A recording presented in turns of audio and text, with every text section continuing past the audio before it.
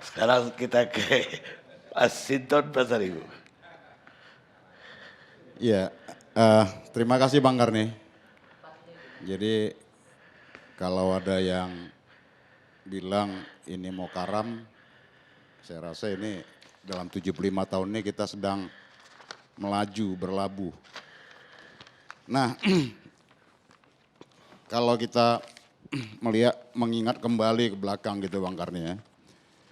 Tahun 1930-an itu Bung Karno membuat risalah dalam tulisan risalahnya mencapai Indonesia Merdeka itu beliau sudah mengingatkan bahwa negara merdeka kelak itu jangan hanya menjadi penyuplai bahan baku industri dasar, kemudian negara merdeka kelak itu bukan hanya menjadi pasar dari negara-negara industri maju, dan negara merdeka kelak itu bukan hanya penyedia tenaga kerja murah.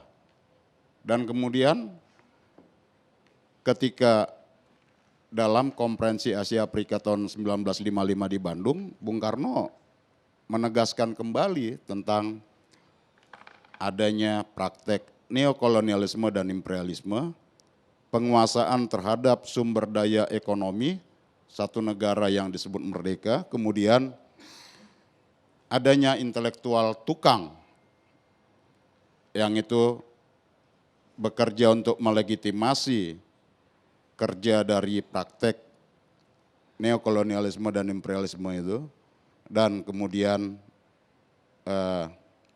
negara merdeka itu sebagai penyedia bahan baku. Nah, kalau kita melihat sekarang dalam 75 tahun Indonesia Merdeka, 5 tahun kemarin Pak Jokowi dan Pak Yusuf Kalla, menurut saya ya, dan juga masyarakat Indonesia mulai merasakan dampak dari langkah-langkah program pembangunan yang dilakukan selama 5 tahun kemarin. Dan sekarang Pak Jokowi bersama Pak Kiai Haji Ma'ruf Amin. Nah, langkah-langkah ini tentu kita lihat langkah yang memang benar-benar bisa terukur, langkah yang bisa langsung dirasakan dampaknya oleh masyarakat. Baik itu dalam situasi krisis saat ini pun, Pak Jokowi kemarin dalam sidang pidato kenegaraan di hadapan paripurna DPR RI dan MPR menegaskan bahwa kita harus merubah pesimisme menjadi optimisme. Merubah dari situasi krisis menjadi sebuah momen untuk kita bangkit. Nah, kemudian bagaimana negara pemerintah selama ini mempraktekkan penguatan sektor industri dari hulu ke hilir. Nah, kalau yang sebelumnya, sebelum ada inovasi pengembangan teknologi pengolahan sawit yang disebut B20, B30, B50, kemudian target sampai B100 itu, ketergantungan impor energi kita itu sangat tinggi. Nah, sekarang mulai ditemukan inovasinya dengan B20 itu. Nah, kemudian bagaimana pemerintah mengalokasikan anggaran dalam situasi krisis saat ini yang berawal dari krisis kesehatan yang berdampak sampai ekonomi dan lain-lain. Semua postur anggaran itu dialokasikan baik untuk sektor kesehatan, bantuan sosial, pelaku usaha kecil menengah, sektor perbankan dan lain-lain. Disitulah kemudian pemerintah menampakkan optimismenya. Ya, kita harus bangkit. Bagaimana kemudian kita tidak lagi ketergantungan terhadap impor pangan. Nah, mulai ditata sampai kemudian menyiapkan lahan yang disebut food estate baik di Kalimantan, di Sumatera dan daerah-daerah lainnya. Nah, itu bagian upaya pemerintah dalam menuju yang namanya Indonesia Emas berikutnya dalam 100 tahun nanti. Nah, step-step ini yang dilakukan.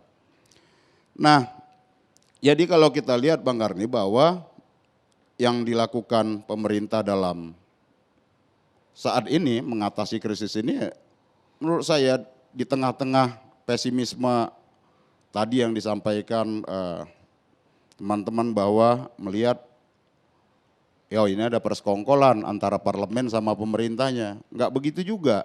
Di parlemen juga kita kerap melakukan kritik terhadap pemerintah sendiri bahkan. Jadi itulah dinamika bahwa semangat untuk membangun Indonesia itu ya benar-benar kita lakukan sama-sama. Tidak ada persekongkolan satu kelompok mengklaim bahwa ini kapal karam, kemudian ada yang melobanginya gitu ya. Dan kita bukan bagian dari melobangin itu, kita justru sedang membangun optimisme itu dengan kita melabuh dalam situasi terpaan badai krisis pandemi ini. Nah jadi kalau kita melihat Bang Karni bahwa capaian-capaian sebuah bangsa itu ya dia tidak tiba-tiba. Ya memang yang penting semuanya kalau kita lihat komitmen dari pemerintahnya, komitmen dari parlemennya. Ya, kita saat ini kita optimisme itu benar-benar berjalan dalam situasi pandemi ini di mana negara-negara lain mengatasinya dengan ada gejolak sana sini, kita relatif bisa berjalan dengan baik seperti itu Bang Karni. Baik, Pak Masinton, anggota DPR dari PDIP. Pemirsa, jika kebebasan berpendapat dan berbicara dirampas dari kita, maka kita akan bagaikan domba yang bodoh yang menurut saja dituntun ke rumah pemotongan hewan.